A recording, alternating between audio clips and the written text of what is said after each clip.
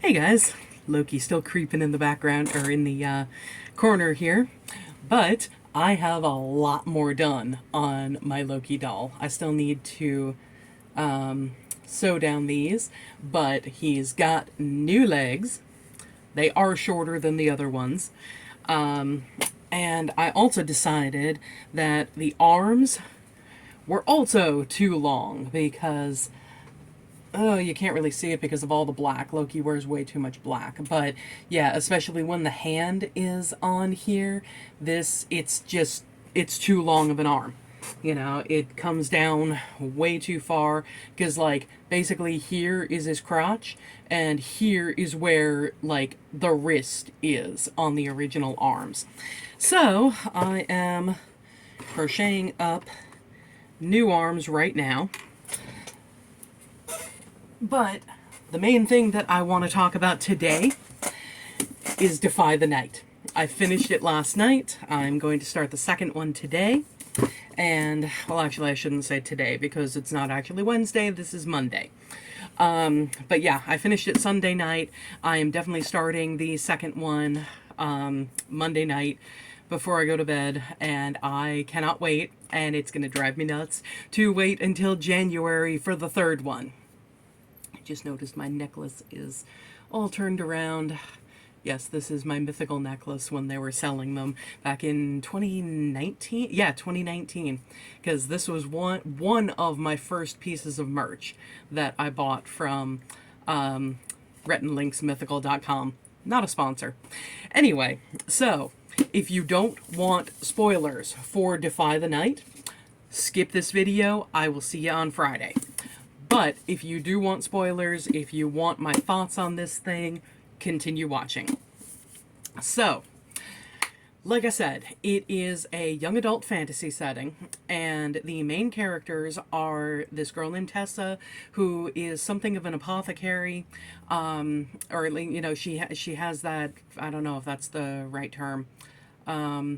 Anyway, she knows different things about, you know, how to turn flowers and such into medicine, which is what makes her so good working with the moonflowers that her partner Wes steals and brings to her so that the two of them can distribute these moonflowers to people in the sector that they're in.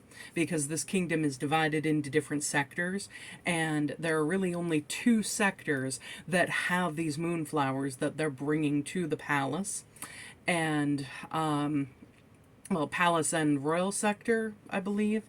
Anyway, they go and they steal moonflower petals so that they can make medicine and they can give it out to people in these poor sections who, you know, otherwise can't afford it and therefore can't stave off the fever that the moonflowers seem to be the only thing that works as a cure. So, basically, Tessa and Wes, you know, Tessa has given him her real name. She suspects that Wes isn't his real name because he's said different things about, you know, keeping their identities secret because if one of them is captured, then the identity of the other can't be tortured out of them and things like that. Because King Harriston and his younger brother, Prince Korik, are basically ruling the kingdom with an iron fist. And Korik is the one who is the other narrator. And so he talks about, you know, different things that Harriston and Korik have gone through, you know, while Harriston has been in power because their parents were murdered. You know, it was an assassination basically that one of the consuls who is I think they're basically like not exactly royal advisors, but you know the I don't know how to phrase it. I don't know that much about royalty and all that stuff, but there are like 8 consuls or something like that. Maybe fewer. I don't know. I think each sector has a consul. But anyway, and I'll tell you, I'm not even sure I'm pronouncing that completely right, so if it bothers you, please correct me in the comments. It's Consul. That is how it is written in here. If it is pronounced differently than I am pronouncing it, please correct me in the comments. I have only ever seen that word written, so there we go. Anyway, so one of the consuls was the one who assassinated Harriston and Corric's parents, and he was killed in return. So the rest of the consuls, there are two of them. One is Alessander, and the other is Marpetta, I think. Maybe. Anyway, they're the two who are the consuls of the sectors that provide basically all the sectors with, whatever degree of moonflowers they're able to. And especially Alessander is constantly saying, well, I need more money, I need more silver to be able to transport these. There are attacks on my shipments in, I need more silver, I need more guards, and everything like that. And one of the things that I mentioned in a previous video, I think it was a couple of videos ago, where Tessa witnesses an execution. It's supposed to be 8 people being executed, 3 escape, and there are calls for a revolution and for people to stand up and revolt against the king and the king's justice, i.e. Corric. And, more or less a riot breaks out, and 3 of the prisoners escape. And those 8 prisoners were people that Alessander captured, saying these people attacked my shipment of moonflowers coming in. And that is one of his jumping off points for needing more guards, needing more silver to transport the stuff, because, obviously it's worth more, and he needs to be protected and all this freaking stuff. Well, that night of the execution / failed execution, because the 3 escaped, Tessa and Wes meet up in their little hut where they put together the moonflower medicine to give out. And Tessa is, Wes is saying, we shouldn't do this tonight. We should just lay low. We should wait, let things calm down. And Tessa was all ready to be at the front lines of the revolution. And she's saying, no, we have to keep going at this, And she's really passionate about it. So Wes says, all right, you know what? I'm the better one to scale the wall. I'll go do it. I'll be back in an hour. He doesn't come back in an hour. And the next morning, Tessa finds out that a smuggler has been caught and hung at the gate. And she goes knowing that she has to look, and she sees that same mask and that same hat and those same clothes and that same backpack on the body hanging from the gate. And she is devastated. So she thinks that she's lost Wes.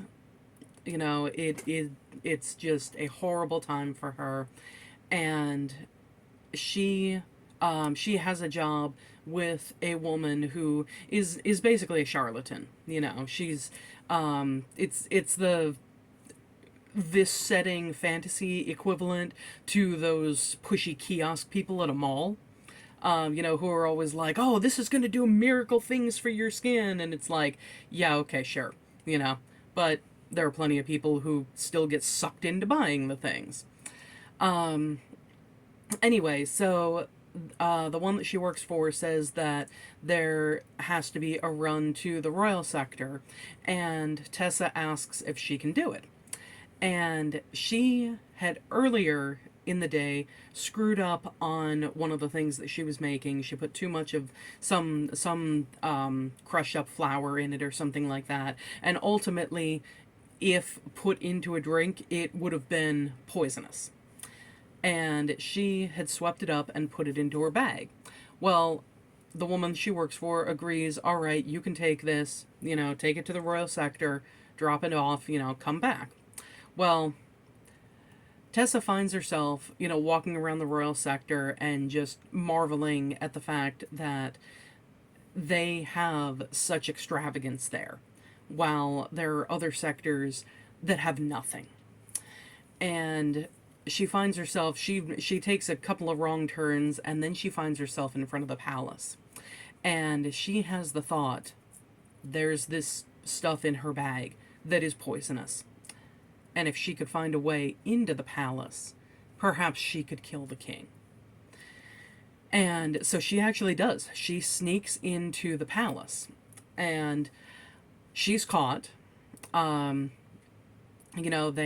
are thinking that she is a spy, or that she is a lookout, or that she is someone working with more of these rebels, renegades, whoever who are behind the attacks on Alessander's shipments.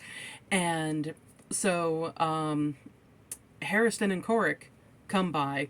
They see her there. The guards have basically pinned her to the ground, and Korik says, "You know what? Bring her to my chamber. I'm going to question her." And so she's brought there. She is absolutely terrified because, it's not an original nickname, but Korik is known as Cruel Korik in the kingdom because he orders all these executions, and, he's basically known for having no mercy on people who seem to be against the king, or the kingdom. Well, she is in Korik's room. She's blindfolded and, tied up. Her wrists and ankles are tied up. And she hears someone come in. And she is terrified. She doesn't know who it is. She doesn't know what's going to be done with her. She figures, all in all, she is going to be killed. And all of a sudden, she hears Wes's voice. And he's reassuring her. Now, let me tell you, when we got to that point, I was like, oh my God, Wes survived.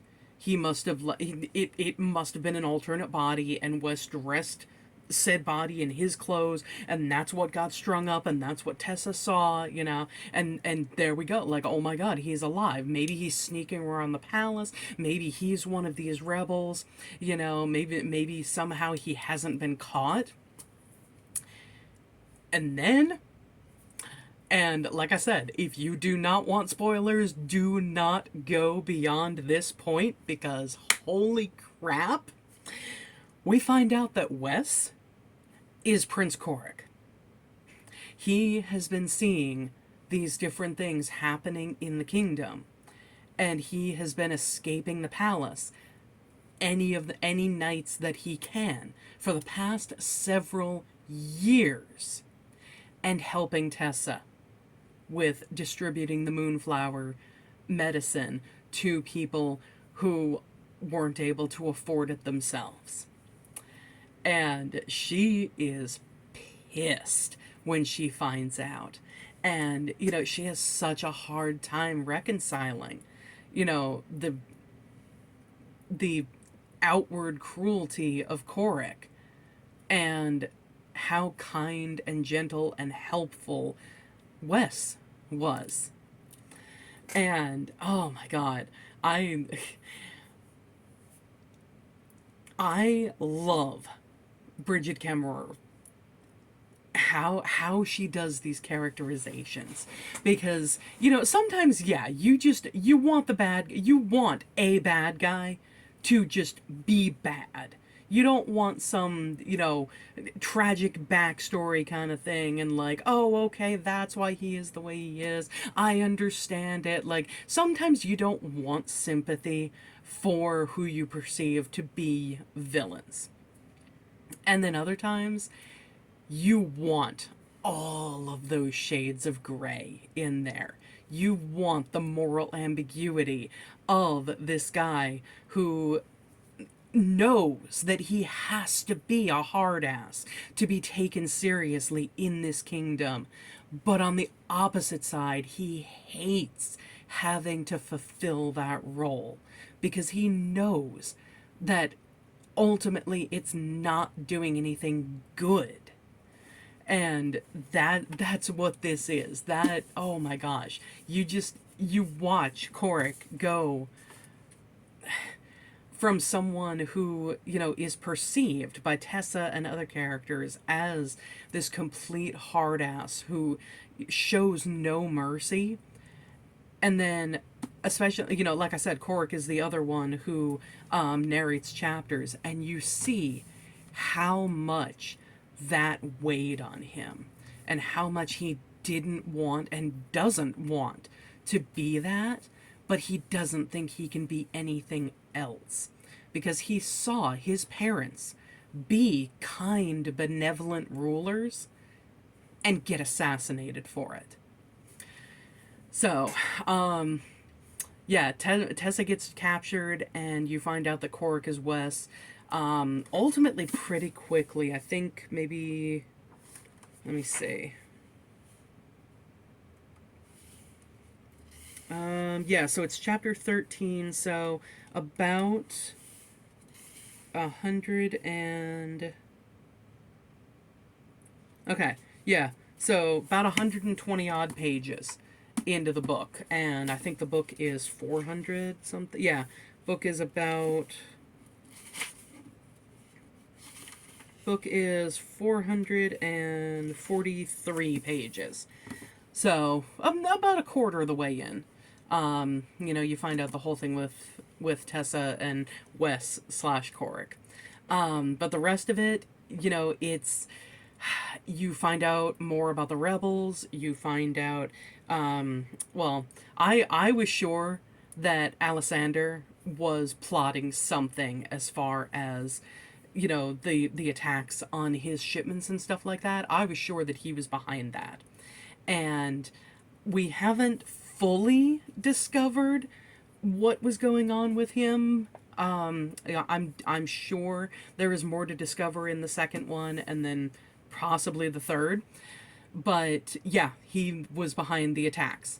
You know, he set up these different things so that he would be able to barter for more silver and more guards. So, you know, hey, at least I got that right. But yeah, there's a lot more to this, and I love seeing Tessa come around, you know, to realizing that, hey, you know, Korik isn't just all evil. You know, he has these shades of gray. There are moral ambiguities that a king and a king's justice have to deal with. You know, sometimes it sucks, but justice does have to be swiftly dealt with. And it's just an amazing book. I don't know if it's better, you know, or I don't, it's not, but I don't think it's better than Letters to the Lost or More Than We Can Tell, but I feel like this trilogy could definitely be on par with it. Definitely read this book if you get the chance. I was unsure about the you know, the fantasy element, because I'm so used to reading her problem novels, which I think she's only really written 3 of. But, you know, this just, it's so good. It is really so, so good. So definitely give Defy the Night a chance.